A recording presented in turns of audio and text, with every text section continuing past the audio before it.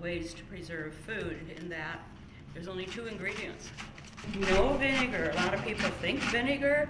They think there's a lot of ingredients, maybe some sugar and vinegar to make it, the sweet and sour.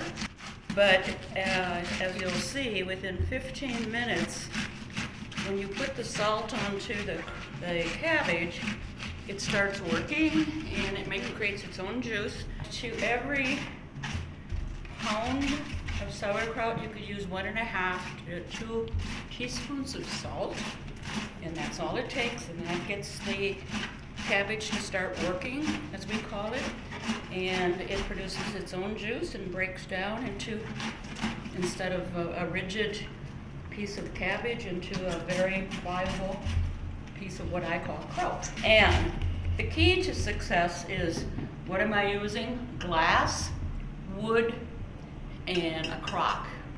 Somebody was here several years ago, and I was explaining to them that you never use metal because the acidity of the sauerkraut will eat through the metal. And she knocks her husband with her elbow, and she says, aha, that's what happened. They made kraut, put it in a metal container, and it had eaten through the container and eaten into their linoleum. So now I've taken half of a head of cabbage, and let's say that was 1 pound. And it's just kind of loose like this. It hasn't started to break down yet. And then you just take a teaspoon of the salt, and you want to use pickling or canning salt. I've transferred it into this jar.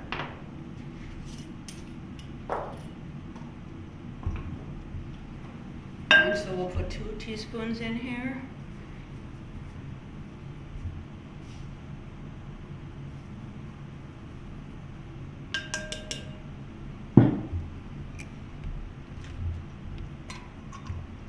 Okay.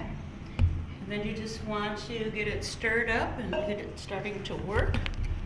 And so what I do is just you can stomp it, and you're going to start getting almost immediately, like within 15 minutes, it's breaking down and starting to work.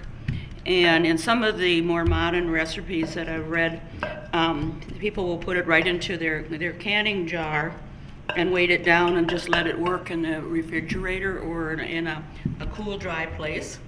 And it takes a week to 4 weeks for it to work.